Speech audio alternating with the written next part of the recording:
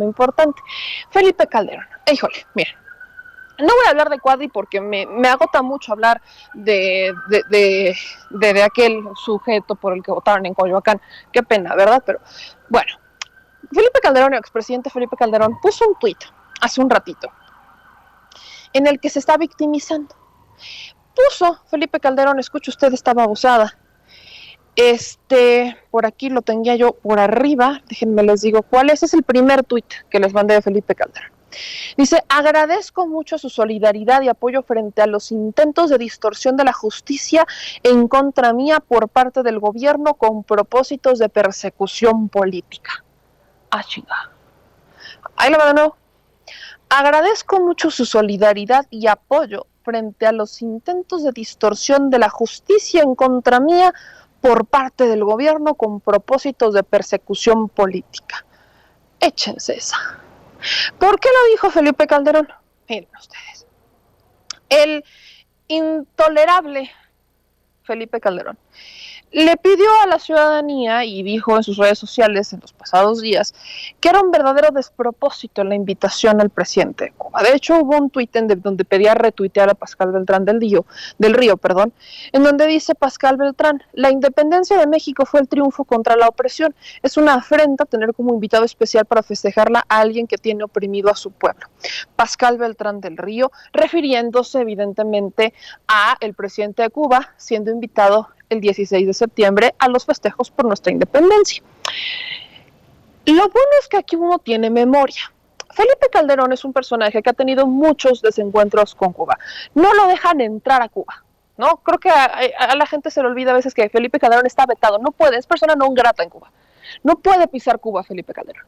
La única vez que Felipe Calderón fue a Cuba y se reunió con un presidente fue con Raúl Castro y fue en La Habana. Y fue terminando ya prácticamente su administración en 2012.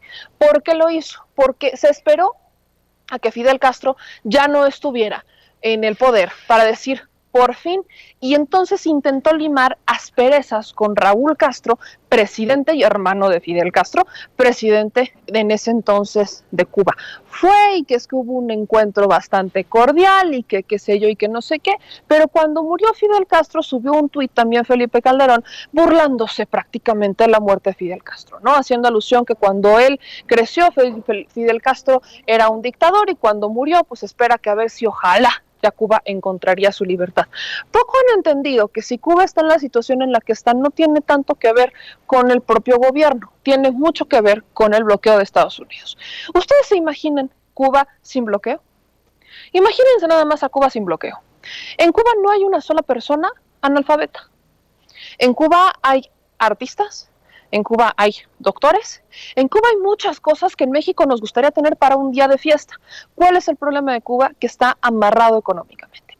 Si bien los ciudadanos también adentro se han dividido, porque hay unos que dicen es que con todo y el bloqueo Cuba pudo ser distinto, hay otros que no logran entender por qué ha luchado Cuba. Cuba no quiere estar bajo los intereses de otro país. Cuba quiere una soberanía y una independencia y eventualmente que esta democracia, que lo que viven dentro de Cuba se quede dentro de Cuba y que nadie tenga que llegar y decir es que esto es lo que va a pasar y esto es lo que va a cambiar porque lo digo yo, Estados Unidos. No han logrado entender eso. Cuba es una isla bastante ambicionada por otros países, es una ubicación estratégica que lo ha puesto en una situación compleja desde hace muchos años.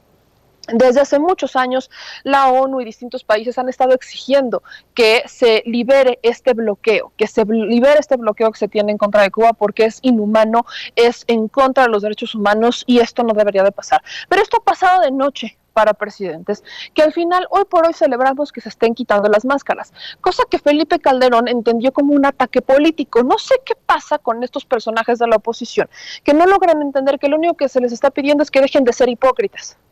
Que dejen de ser hipócritas. Eso tuvo una reunión con Raúl Castro. ¿Por qué le bloquearon la entrada? Porque él estaba en contacto directo con la oposición en Cuba.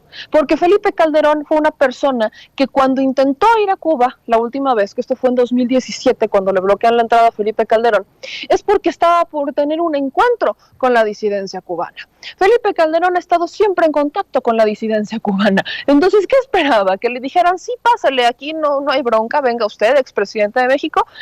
Eso es algo que muchas veces no se respeta. Felipe Calderón ha creído que por ser expresidente tiene todas las puertas abiertas y no definitivamente no es así.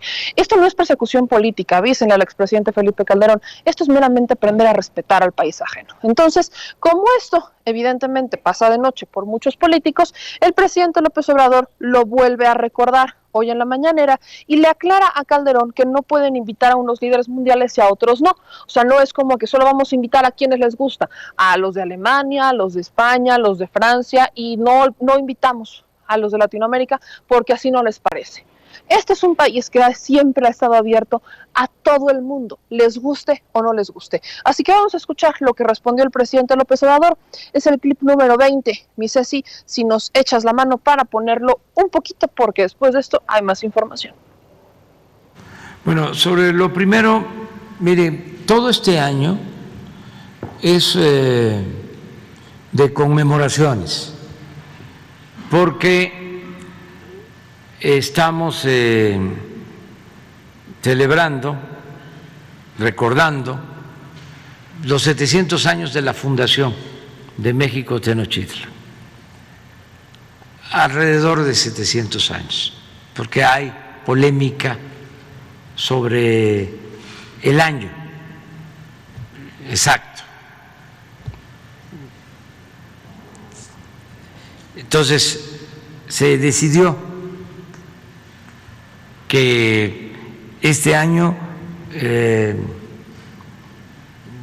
conmemoráramos la fundación de la Ciudad de México, la capital, antes Tenochtitlán. También los 500 años de la caída de Tenochtitlán, la invasión extranjera, y 200 años de nuestra independencia, este año, 21. No hay duda sobre las dos últimas fechas, la de 1521 y la de 1821, que en este último caso, aclaro, es lo que podría llamarse el inicio de la consumación de la independencia, porque se entró a la ciudad el día 27 de septiembre, se firmó el acta correspondiente declarando a México un país libre de España, de la monarquía, pero hubieron resistencias. Tan es así que también en 1521, a finales de año, tuvo que llevarse a cabo el desalojo de San Juan de Ulúa, que estaba tomado por españoles. Y luego hubieron intentos de invasión y se tuvo incluso, como en los años de 1828, 1829, llevar a cabo la expulsión de españoles de México. Entonces fue un proceso, no fue así, un día fijo. De todas maneras, es la entrada a la ciudad del ejército trigarante y por eso se conmemora. Entonces, estamos haciendo actos. Comenzamos en Cuilapan,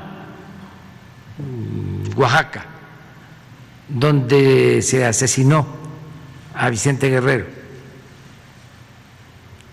Ahí comenzamos, fue el primer acto. Y estuvo de invitado el hijo del gran luchador social de los derechos civiles, Martin Luther King. Él nos acompañó. Y luego nos acompañó el presidente de Bolivia y el presidente de Guatemala, y así recientemente para conmemorar los tratados de Córdoba, que son anteriores a la llegada de Iturbide y del ejército trigarante a la Ciudad de México, donde se reúne con O'Donoghue y llegan a un acuerdo. En los tratados de Córdoba, pues nos acompañó el presidente de Ecuador, Lasso, y ahora el día 16 se invitó al presidente de Cuba, el presidente Díaz-Canel. Él va a estar en la ceremonia del día 16 y el día 27 se invitó al presidente Biden. Él no puede estar y va a estar el jefe del Departamento de Estado del gobierno de Estados Unidos. Y así también hay invitaciones, porque al día siguiente, bueno, el 28 es el acto de perdón, de ofrecer perdón a los pueblos yaquis por la represión que padecieron, y se va a dar a conocer todo el plan de justicia a los pueblos yaquis. También hay invitados extranjeros.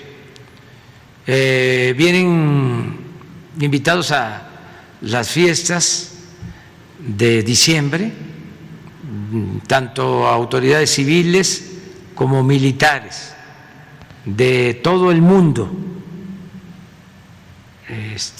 vienen, están invitados a México. Entonces, no podemos nosotros invitar a unos y a otros no. México tiene una relación de amistad con todos los pueblos del mundo y somos un país libre, soberano, y tenemos como principio, y eso lo deberían de saber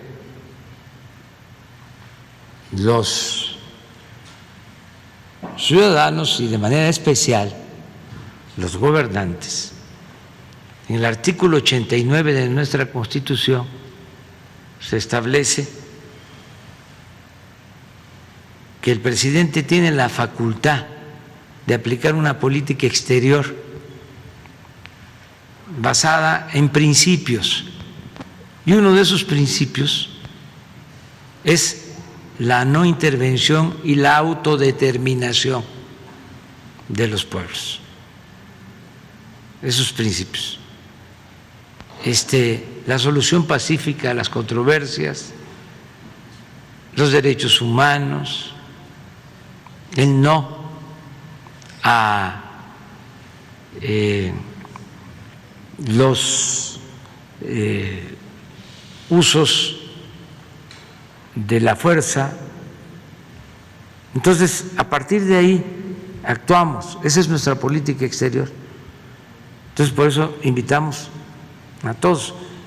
México tiene las puertas abiertas a todos los gobernantes, somos amigos de todos los pueblos del mundo. Acerca de el encuentro que vamos a tener con presidentes, yo creo que Marcelo podría explicar bien quiénes vienen. ¿Es tan difícil entender un gobierno que quiere llevarla bien con todos? ¿Cuándo hemos visto que México no se lleve bien en este momento con los propios embajadores de España, que no se lleve bien con los de Francia, con los de Alemania? ¿Cuándo hemos visto que el presidente de México tenga una confrontación con presidentes? Vaya, ni se les ha hecho con Biden. Es con quien más decían que iba a haber un problema y ni siquiera se les ha hecho con Biden. Entonces, vaya, le han buscado los pies y no lo han logrado encontrar, y es justamente esta política de abrirle las puertas a todos y de hablar con todos los presidentes. Creo que lo que más les puede doler es lo que el presidente dijo al final, que estaría por ir a la ONU. Y creo que ahí hay que puntualizar algo. Hemos visto a los presidentes ir a la ONU a dar discursos, o intentar en el caso de Enrique Peña Nieto, ¿verdad? Pero los hemos visto. Yo solo quiero recordarles que cuando el presidente López Obrador se prepara para dar un discurso, como los ha dado en Estados Unidos, cuando se reunió con Trump, por ejemplo, suelta muy buenos bytes. Y no esperamos menos para el que podría ser su primer discurso como presidente de México y su primer discurso en la Organización de las Naciones Unidas. Nadie lo descarta. Y es muy probablemente lo que les duele. Lo que les duele es que el presidente sí está haciendo historia y ellos van a pasar a la historia como los presidentes que destruyeron el país, no como quienes intentaron hacer algo distinto. Vaya, ni de humanistas se pueden jactar los expresidentes. Qué triste.